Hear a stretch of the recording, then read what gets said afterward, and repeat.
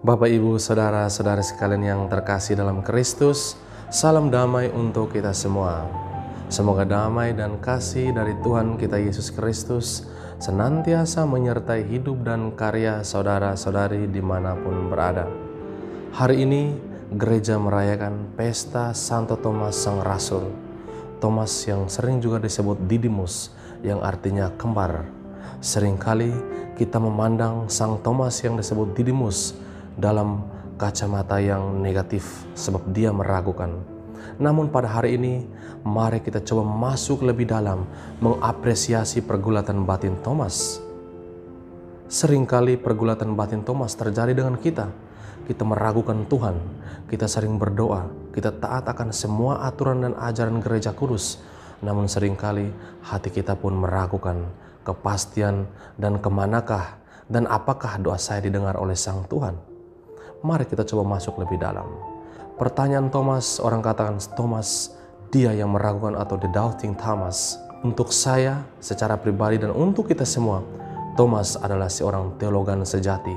Sebab dia mencari-cari kepastian dalam pergulatan imannya. Dan di sanalah dia mencari kebenaran. Dan Yesus, dan hanya Yesuslah yang mampu memberikan kepastian bahwa dia adalah Tuhan. Dengan hadir di tengah-tengah mereka di saat pintu rumah terkunci dan terselubung oleh ketakutan dan keraguan yang sangat mendalam. Hanya Tuhanlah yang mampu memberi jawaban dari semua ketidakpastian dan semua keraguan serta kecemasan kita. Saudara-saudari sekalian yang terkasih, pertama-tama bagi kita yang berhati dua atau berpikiran kembar, di depan kita menampilkan diri sebagai pribadi yang taat akan aturan gereja, dan di belakang kita bertindak sebagai pengkhianat.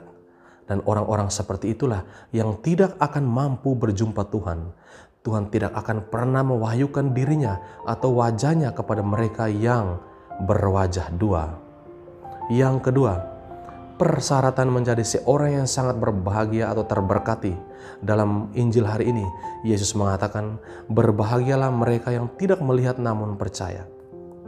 Persyaratan utama bagi mereka yang berbahagia dalam konteks ini adalah melihat Tuhan.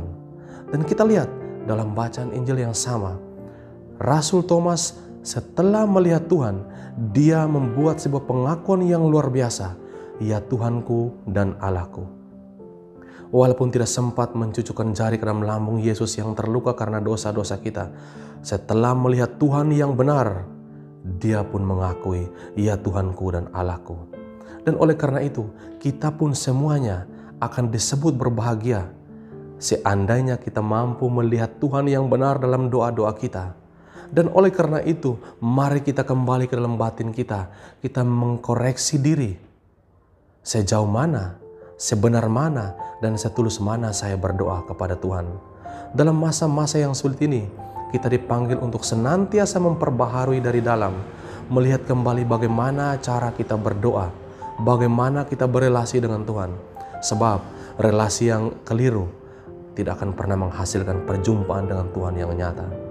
Dan oleh karena itu mari kita berdoa dengan perantaran Rasul Thomas yang mewartakan Injil Yesus Kristus kepada masyarakat dan umat di India.